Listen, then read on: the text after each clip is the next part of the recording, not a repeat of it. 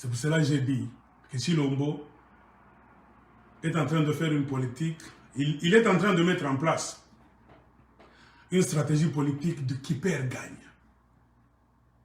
Je vais vous expliquer pour ceux qui jouent bien le jeu des dames. Plus tu donnes tes pions sur le terrain, donc en réalité tu regardes que c'est celui-là qui est en train de perdre.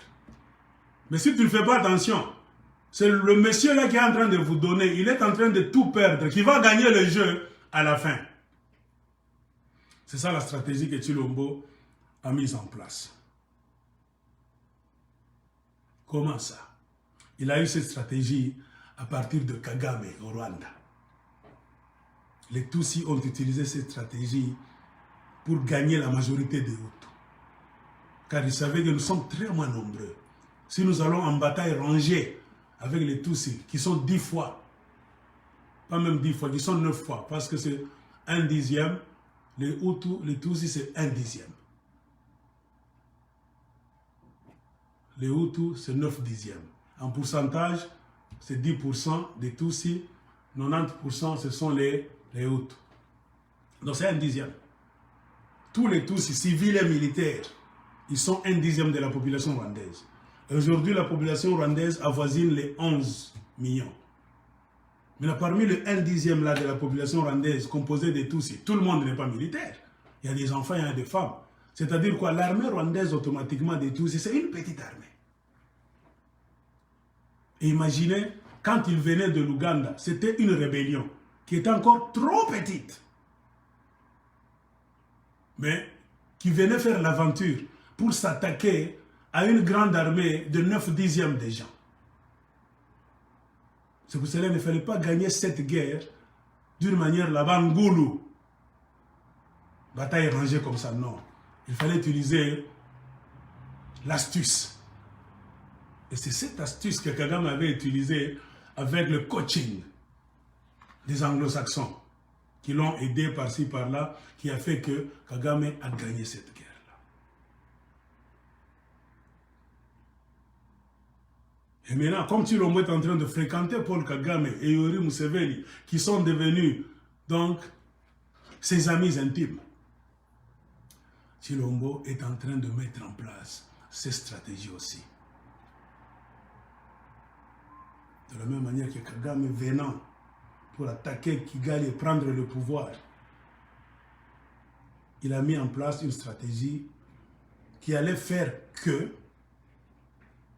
il allait bousculer la majorité des gens. Donc vous conduire, vous mener dans des histoires là, vous serez vous tous fâchés. Vous allez commencer à vous battre là-bas comme des éléphants contre les Tutsis. Et pour asseoir cette stratégie, Kagame a fait quoi? A sacrifié même les siens. Suivez-moi très bien. Kagame a vu que non, nous devons tendre un piège à cette majorité des Hutus. Nous allons offrir sur le plateau, même nos frères Tutsis, Tubape Babaou et pas. Et auront raison. Ils vont le faire en légitime défense pour se venger. Et maintenant, nous allons les prendre dans leur propre piège. C'est ce que Kagame avait fait. Il a pris beaucoup de provinces d'abord. Il a consolidé sa position à l'intérieur du Rwanda. Avec l'aide de l'ONU et des Américains, on a poussé le gouvernement au pouvoir de s'asseoir pour les pourparlers en Tanzanie à Arusha. Et pendant ce temps-là, Kagame faisait l'infiltration. Ils sont moins nombreux. Ils travaillent avec vous. Vous êtes à Arusha, vous vous asseyez là-bas. Pendant que vous êtes en train de discuter, de mettre en place des stratégies qui feront que vous allez vous partager le pouvoir. C'était le but des rencontres d'Arusha. Le pourparlers d'Arusha. C'était pour voir comment se partager le pouvoir. Cesser la guerre, se partager le pouvoir d'abord pour faire la transition. D'abord, aller aux élections et pour éviter la guerre. Mais quand vous lisez beaucoup de livres stratégiques du monde, Kagame n'était pas allé à Arusha pour chercher la paix avec la majorité ou tout, non. Il était allé là-bas, c'est pour faire passer le temps. Pendant qu'ils sont en train de discuter, quand vous commencez le pourparler, ça ne prend pas 2-3 semaines, non. Ça peut s'étendre sur 2, même 3 mois. Vos délégations commenceront à aller quelque part là-bas. Vous vous rencontrez, vous revenez, celui-là a dérapé, il a violé le cessez-le-feu, toutes ces discussions-là. Les Kagame avaient accepté. Il se rendait en Tanzanie régulièrement.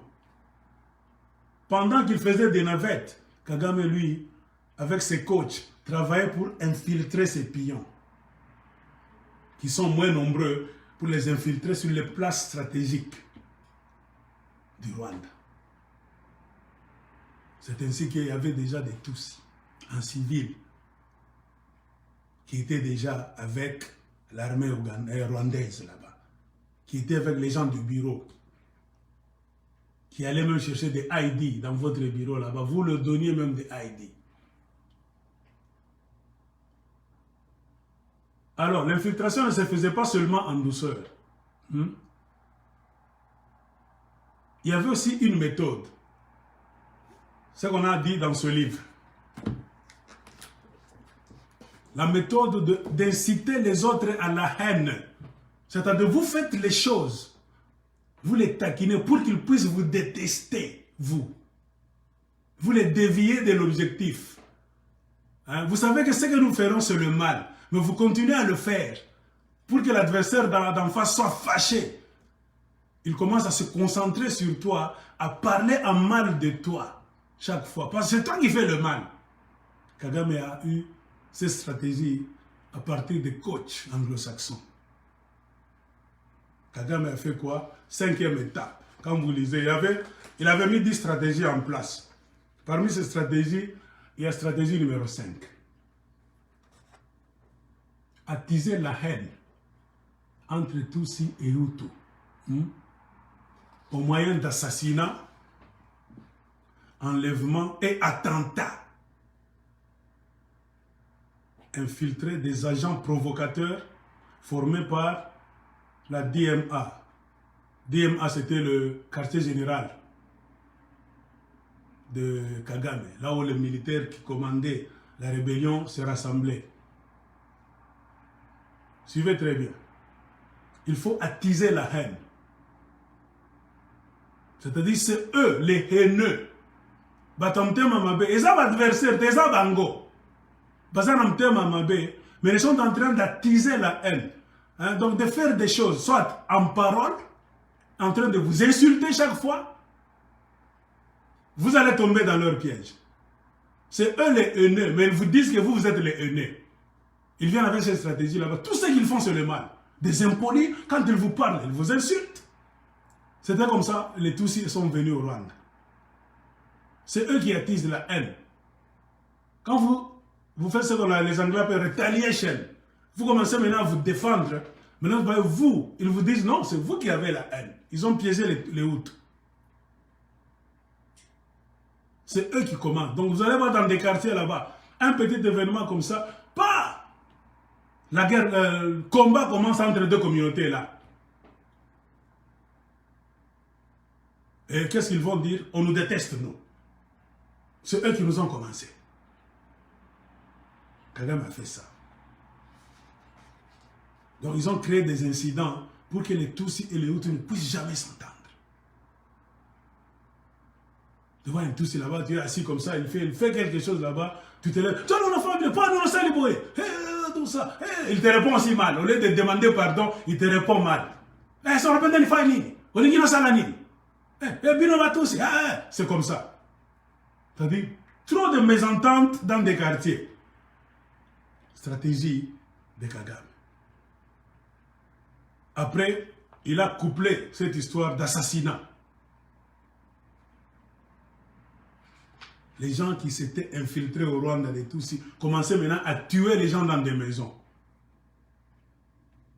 Vous êtes endormis comme ça, bah, on vient vous tuer. La nuit comme ça, 20h jusqu'à 4h du matin, c'était des assassinats ciblés. C'est pour créer la peur et la haine dans un quartier. Il y avait aussi des enlèvements. On enlève vos enfants, on vous enlève vous-même, tout ça. Par des agents qui étaient déjà infiltrés. Et en dernier ressort, il y avait des attentats. Vous êtes assis comme ça. Les gens de Kagame qui s'étaient infiltrés chez vous sont des militaires en civil. C'est-à-dire, ils ont déjà des caches d'armes. Toujours dans votre quartier. Comme vous ne le savez. Tu sais, quand nous parlons de certaines histoires, parce que les Congolais du centre du Congo peut-être, de l'ouest à Kinshasa, même du sud, côté Katanga, vous n'avez jamais vu ces histoires-là. C'est pour cela que vous prenez les choses à la légère. Quand vous laissez Rwandair quitter maintenant Goma, aller à Lubumbashi, nous avons cherché que la Shanga, Rwandair est un Moutanyamba. Tu sais pourquoi Chilombo fait ce jeu? C'est comme les tous étaient entrés. Donc ils s'infiltrent d'abord. Les marchandises qui viennent avec Rwandair, c'est peut-être des grenades. Ils commettent beaucoup d'attentats avec les grenades. Ils prendront beaucoup de grenades à Lubumbashi. Eux-mêmes ont des places. Là, ils vont cacher ça. Un moment donné, vous allez voir, pourquoi vous dormez comme ça, attentat? Ils vont vous mettre dans un état de panique. Vous n'avez pas l'art de la guerre. Ils sont très moins nombreux, mais ils vont vous malmener avec des attentats partout. C'est ça la stratégie de Kagame. Provoquer l'adversaire. Faire du mal pour qu'il puisse te haïr et tu te victimises. Bolinga Kabi sauter. Vous nous détestez, vous. C'est ça la stratégie de Chilombo. Je peux vous donner beaucoup d'exemples. Chilombo n'a pas gagné les élections. Il est entré dans un deal avec Kabila. On lui donne un pouvoir gratuit. Mauvais départ déjà. S'il est fils du père et de la mère congolais, son rôle devait être de faire quoi? De servir le Congo. C'est-à-dire quoi? Pour nous faire oublier son vol, j'ai dit ça dans la vidéo passée, Chilombo devait se mettre au travail. C'est-à-dire, je suis entré d'une manière donc, qui cause trop de discussions. Mais pour faire oublier la tricherie, j'aime le Congo, car je suis Congolais de père et de mère, je veux servir mon peuple. Chilombo devait mettre en place des stratégies pour servir les Congolais. Et les Congolais, ce n'est pas un peuple compliqué, selon mon expérience. Il suffit que tu lui donnes à manger le matin, midi et le soir. C'est fini, on te laisse le pays pendant beaucoup d'années. Mais Chilombo n'est pas là. Il fait autre chose. Il voulait se positionner avec le conseil de Mike Hammer, si vous suivez très bien. Comprenez pourquoi ça a pris un peu de temps. On lui a donné des stratégies. Et tout ce qu'il a fait, ce n'est pas lui-même qui a fait ça. C'est avec l'aide de ce Mike Hammer. Souvenez-vous, à un moment donné, il y avait des militaires américains qui étaient venus, qui sont entrés en réunion. Ils ont même appelé qui? Yuma. Albert Yuma qui fut ministre. Ils ont appelé Albert Yuma et ces gens. Ces militaires américains là-bas avec des médailles là, avaient grondé Yuma comme un petit enfant. Yuma est donc sa suite. Vous savez que vous êtes sur la liste des gens qui ont commis des crimes dans ce pays. Crimes politiques, crimes économiques, crimes tout ça. Alors, vous devez lâcher. Si vous ne lâchez pas, vous allez voir. Nous allons vous faire passer, nous allons susciter, nous allons mettre sur la table le dossier pour des poursuites judiciaires. On va vous arrêter. Comprenez pourquoi Yuma avait eu peur avec sa suite. Le langage du FCC avait automatiquement changé. Il dit, ah maman, ça, on va t'attaquer. C'est pourquoi Yuma, tous les FCCiens qui étaient pays, tous les dirigeants, tout le monde a un dossier. Ils ont laissé. On voulait donner une bouffée d'oxygène à Félix Chilombo. Pour que ces gens qui disaient, L'Amérique a tapé du pied pour qu'ils aient peur. C'est en ce moment-là que Félix Tshisekedi maintenant a commencé à respirer. Il a pris maintenant l'argent du compte, du compte des contribuables. Il a commencé maintenant à faire ses histoires. Et chaque fois, il était avec Mike Hammer, comme son conseiller. Et le Mike Hammer là-bas menaçait les autres politiciens. Si vous avez vu les kabylistes là-bas être muets, se taire comme ça, ils étaient menacés sérieusement. Et maintenant, on menace tes adversaires. Ce soi-disant adversaires qui te mettaient les bâtons dans les roues. C'est-à-dire quoi? On t'a aidé pour déblayer le chemin par les Américains. Car tu te plaignais que je ne peux rien faire. Ces gens, ils le montrent toujours. Il y a celui-là est là-bas. Donc le système en place ne me laisse pas moi de liberté pour travailler. Les Américains disent, ils ont tapé du pied, bien de la main sur la table. Les kabylistes ont eu peur. C'est par peur que les kabylistes ont lâché certaines histoires. C'est-à-dire que Félix maintenant devait avoir accès à l'argent quelque part. Il n'était plus question de s'asseoir avec Joseph Kabila pour prendre certaines décisions. Car c'était la condition sine qua non dans leurs accords de Kingakati. C'est-à-dire rien n'allait être foutu avant de s'asseoir les deux autorités morales. C'est ce qu'il faisait au plus grand début. Kabila se sentant menacé par les anglo-saxons, il a lâché cette histoire. Félix était libre. C'est quand Félix a commencé à avoir accès maintenant à la banque lui aussi. Et maintenant, imprudence, je ne sais pas si c'est l'imprudence ou bien c'est la mauvaise foi. Félix, maintenant, au lieu de profiter de cette occasion pour maintenant servir le peuple congolais, lui aussi, Félix, avec ses conseillers, ont commencé maintenant à voler. Ils utilisaient maintenant l'argent pour leurs propres besoins maintenant. Voler comme c'est pas possible, cacher l'argent. Donc, ils ont créé beaucoup d'associations. Les mamans pour Fatih, les jeunes hommes pour le bas, toutes ces histoires-là, ce sont les histoires par là où l'argent sort. Ils ont mis en place un système et avec le temps, comme par miracle, une chose donc, devant laquelle ils ne s'attendaient pas, ils ont commencé à voir aussi l'argent. Ils étaient ils ont senti ce que les gens sentent quand ils jouent avec des millions. Ils se sont perdus maintenant dans les vols. Au lieu de se discipliner pour dire cet argent c'est pour les Congolais, commençons maintenant à bâtir. Payons les professeurs, payons les docteurs, payons l'armée. C'est pour cela que nous sommes ici. Non. Eux ont commencé maintenant à voler. Remarquez très bien, 2020, c'était le vol sur le vol. Scandale de toutes les manières. Tshisekedi et compagnie, c'est le vol sur le vol. Et comme l'appétit vient en mangeant, ils ont vu maintenant, ils ont eu maintenant des idées derrière la tête. Fini les accords de Kingakati. Puisque l'accord de Kingakati dit, à la fin, Tshisekedi doit laisser le pouvoir aux gens du FCC. Mais à force de trop manger, Félix Tshisekedi a vu que non, cet endroit, il est maintenant dans cette évidence que le pouvoir, on ne le laisse pas facilement. Il est number one. Tapis rouge. Il peut rencontrer n'importe qui dans le monde. Il peut dormir comme ça demain. Je voyagerai en Chine. Il peut aller. Natika! Maintenant, ils ont solo. Leur idéologie maintenant en place. Ils ont oublié le peuple congolais. Ils se sont focalisés à s'enrichir eux-mêmes et à bloquer les kabylistes.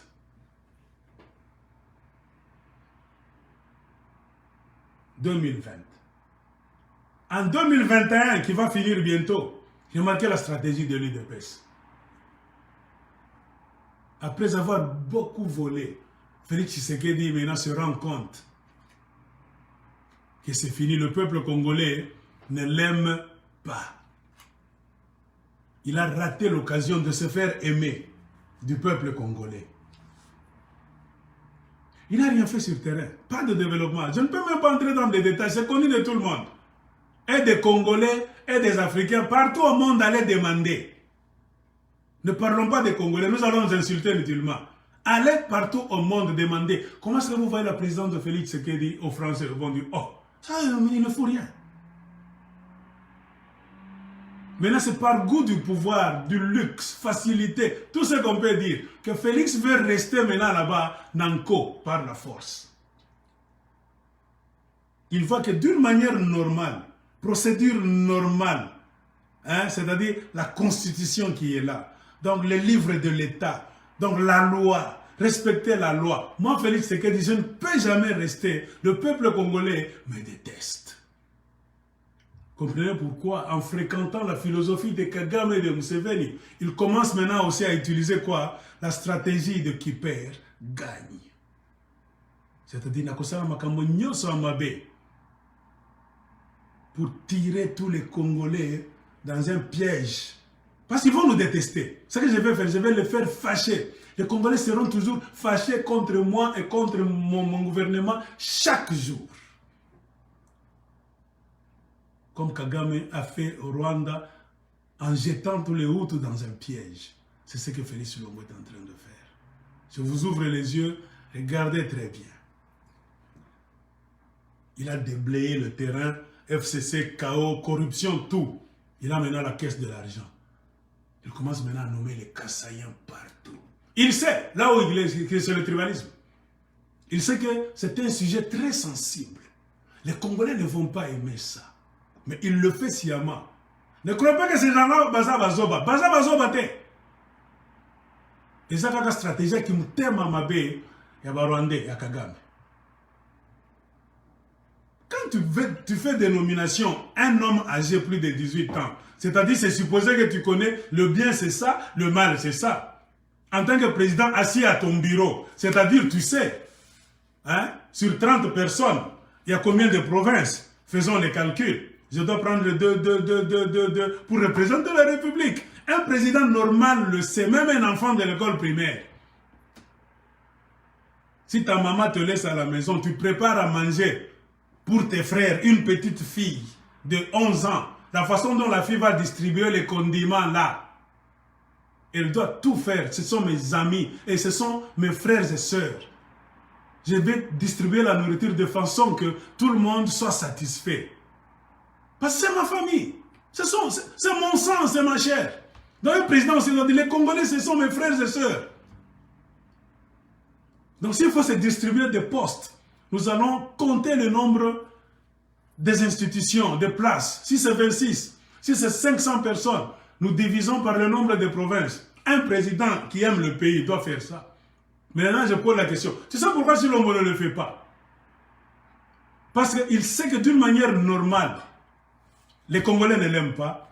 On le déteste parce que d'abord c'est un tricheur, un voleur, il ne foutra rien. Maintenant, il veut rester au pouvoir par l'astuce copiée chez les Tutsis rwandais.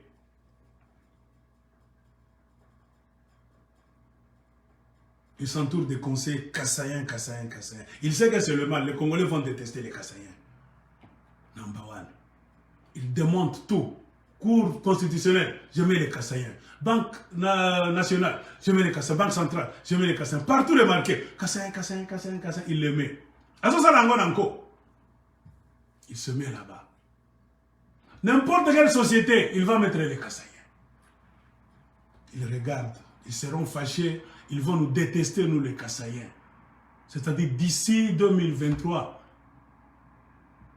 il y aura une guerre des Congolais dans un bloc contre les Kassaïens. Au lieu de parler du problème économique du pays, de parler de la guerre, tout ça, les Congolais maintenant parlent de Balouba, de Romubaya, ces gens-là. Automatiquement, c'est lui-même, Félix Tshisekedi, qui a créé cette situation. Comme Kagame avait créé cette situation pour que les Hutus puissent détester les Tutsis. En mettant en place des stratégies, là où les Hutus devaient taquiner les Tutsis, pour que les Tutsis puissent les détester davantage. Créer la haine dans la société. Et Kagame a tiré profit de cette haine-là. Chilombo le sait. Il est en train de créer la haine, de fabriquer une machine de Kassaïens qu'il est en train de dresser contre tous les Congolais, Nanko, pour que vous puissiez détester les Kassaïens, vous tous. Et lui est en train d'avancer lentement, lentement, lentement. Il peut vous avoir, Atamimeza Mumute Koyaki, le moment venu, comme Kagame a fait. Parce que pour l'instant, si tu demandes à tous les Congolais qui ne sont pas Kassaïens, honnêtement parlant, ils n'aiment plus les Kassaïens. Pourquoi? La présidence est là. C'est le tribalisme à midi sans honte. Number one. Number two, les Kassaïens ont aussi leur comportement. Si pas tous, la majorité. Il y a des bons qui ne manquent jamais. Il y a des bons. Nous avons des amis, des bons là, qu'on ne reproche même pas. Ils sont là. Mais regardez, la façon dont Tshilombo travaille, il utilise les Kassaïens maintenant. C'est une chose qu'ils sont en train de mettre en place dans leur réunion secrète. Sachez ça, Congolais. Ouvrez les yeux spirituels. Ils sont en train de construire quelque chose. Si pas tous les Kassaïens, c'est Tshilombo qui est au milieu de cette tour de Babel. Ça va lui servir à la fin de tout. Soyons souples. La stratégie politique de qui perd gagne.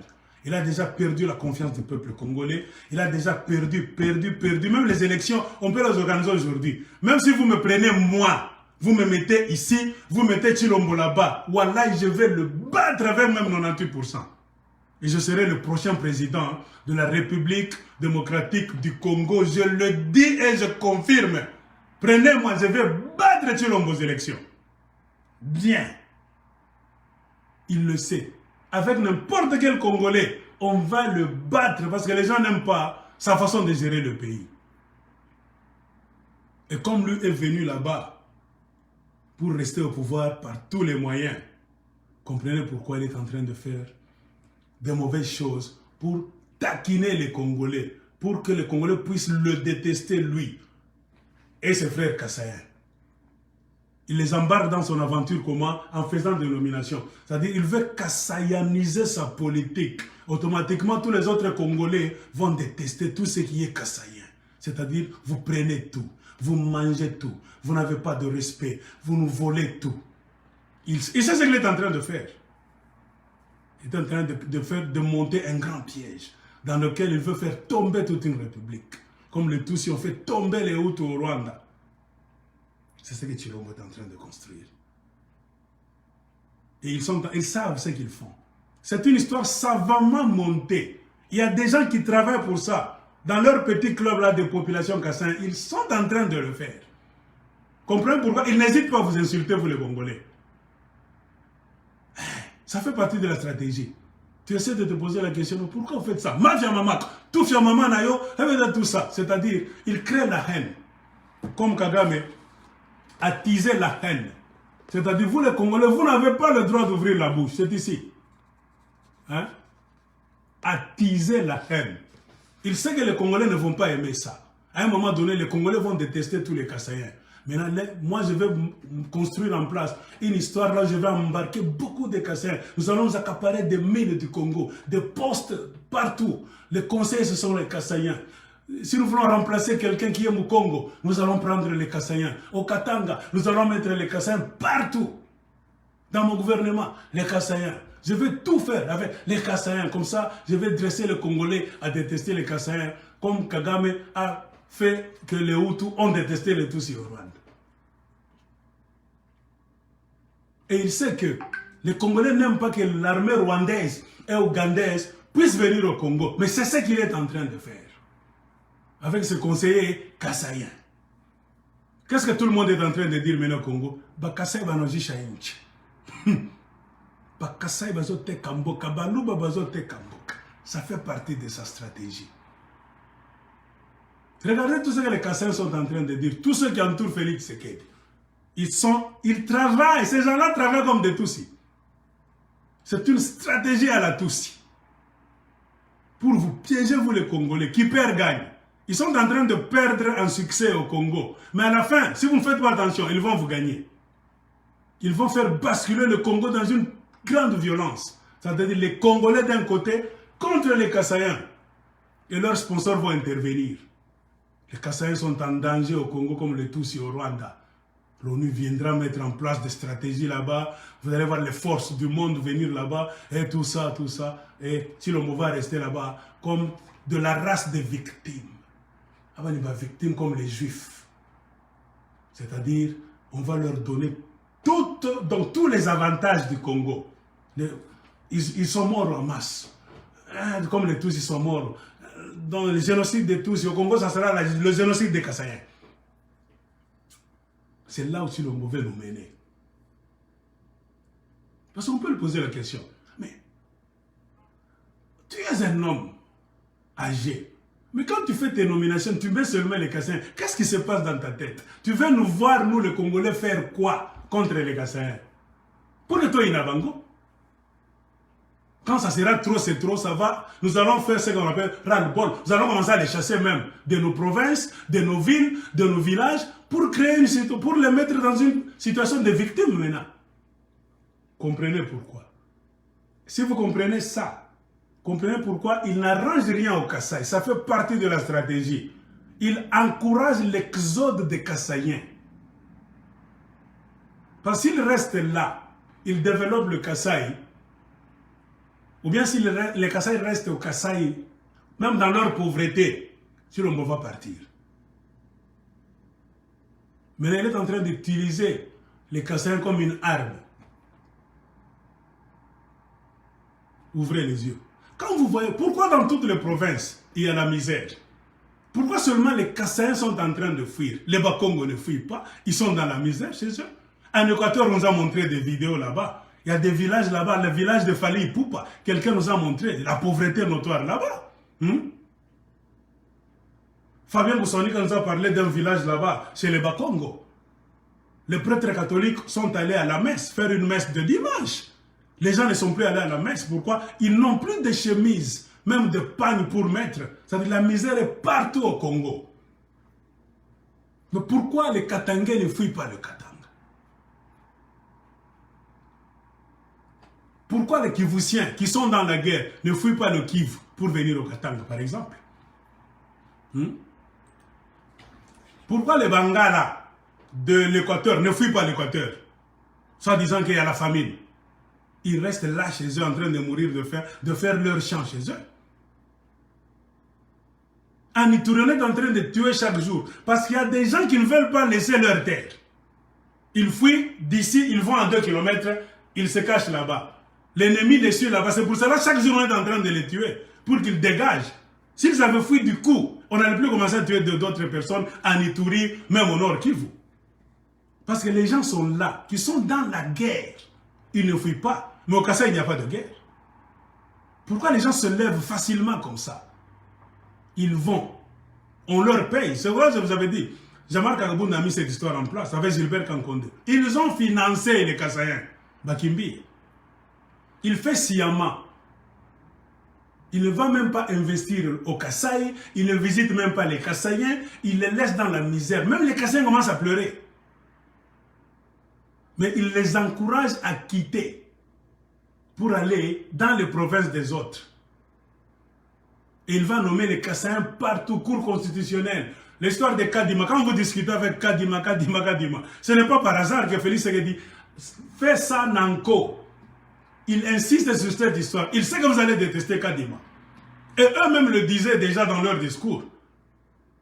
Au lieu de parler de la formule, la même formule qui a fait que vous avez rejeté Ronsard Malonda, c'est la même formule qui fait ce que Kadima aussi doit être rejeté. Félix Tshisekedi, on t'a montré les notes. De la même manière que tu as refusé de signer pour Ronsard, refuse de signer pour Kadima. Qu'est-ce que Félix Tshisekedi et ses conseillers ont dit? C'est parce qu'il est kassaïen. Vous n'aimez pas les Kassaïens. Tous les discours des gens qui occupent des positions de puissance au Congo remarqué, tous sont des Kassaïens.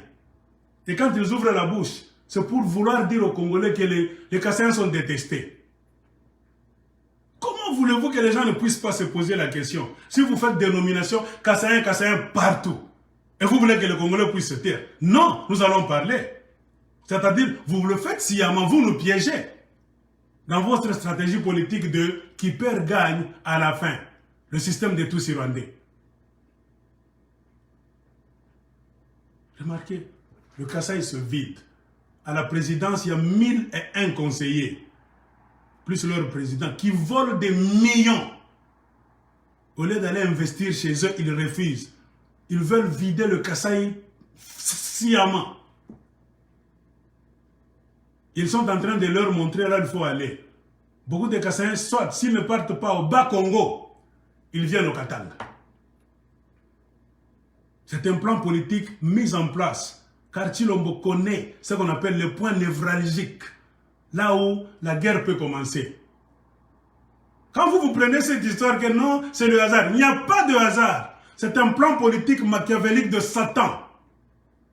Le satanisme, Merti, Merti, Mertiras. Il veut voir le sang des Congolais couler. Et c'est ce sang-là qui va lui donner le pouvoir dictatorial par la force. Avec les forces impériales. Impérialistes du monde.